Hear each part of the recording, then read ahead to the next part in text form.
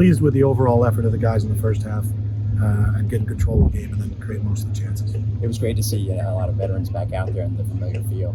Was it a coincidence that the first sub happened to be 3 freshmen at once, or that's just kind of the talent that's next up? Yeah, I think in the only preseason game we have to give some exposure to some of the guys that might not get it through the course of the year.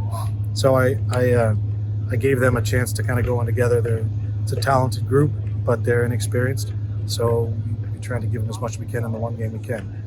But they did okay. I think even in the end of the game, they created at least 2 or 3 chances that they might have converted and should have converted.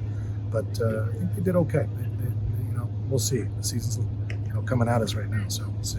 It sure is. And of course, I got to watch a little practice today. At some points, you guys were playing defense like it was marking in basketball. I mean, right. Has that been a focus, like really getting up and pressing a little? Yeah, I think for us in general, today's a day that we wanted to get a lot of our kind of a load physically accomplished. So we pushed ourselves a little bit today. And what you saw was us just trying to make ourselves press into certain areas and trying to win balls in certain areas. So it was good, but it was just part of the training session today, just trying to get that extra load. Yeah, so we were fortunate enough to get a game under our belt against FIU this past week. Result-wise, it wasn't ideal. I think we took a lot of lessons learned from that game. I believe the first half we had a great performance. I believe we came out firing on all cylinders.